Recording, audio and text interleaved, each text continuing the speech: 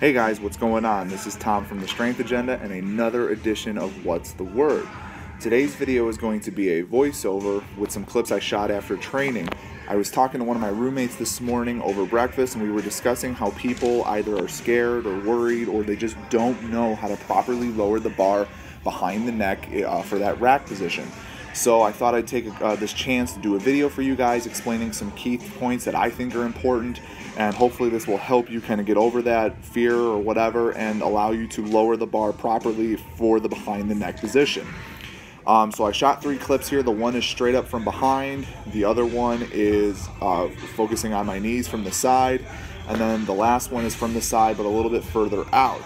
There are 3 main points that I think that are important when lowering that bar behind the neck. The number one cue, I think is probably the most important one, is you cannot let that bar come crashing down on you. I know, rocket science, right?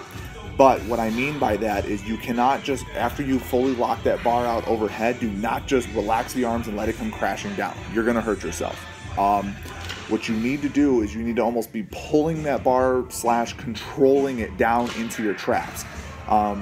Which brings me to another random point, but you're not lowering the bar to your neck. I see a lot of people being like, oh, I don't want to hurt my neck, I have to tape my neck up.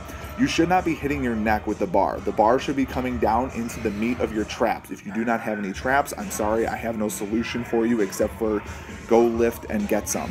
But the bar should be lowered down in a controlled fashion into the traps, all right?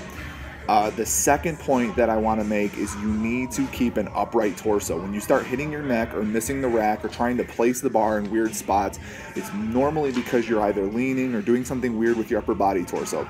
Keep a straight up and down vertical torso when lowering that bar. That way there's no guesswork, and if you're just controlling that bar straight up and straight down, you're going to put it in the same spot every single time.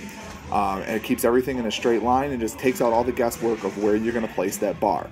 The third point that I think is important is the video that looks at my knees is going to describe is you need to flex your knees in the catch position. You notice here I'm not completely just stopping when that bar makes contact with me. Some of these I do a little bit of a hop thing that's kind of weird. I don't do that. But you need to flex the knees and let the hips and legs absorb the impact. If you were to catch this on straight legs with heavy weight, you are going to hurt yourself. There's no question about it. If you catch it on straight legs, what happens is your back is the one absorbing all the impact.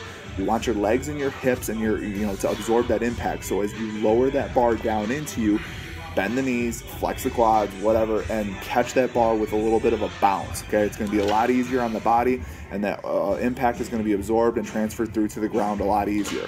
Like I said, if you catch it with straight legs, it's going to hit you right in the back, and your spine is probably going to explode somewhere. I can almost guarantee it. If it does, take a video because it'd be really cool on YouTube to see. But yeah, those are the 3 points. Control the bar on the way down.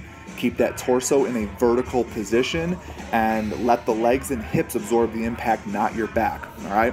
Hopefully this helped you guys out, answer some questions, and allows you to do this properly. Just like with anything else, it takes a little bit of practice. It takes a little bit of getting used to. So don't go in there expecting to do it right the first time. Check out www.thestrengthagenda.com for some great recipes, articles on training and nutrition. And if you have any other questions, please comment below. Take care, guys.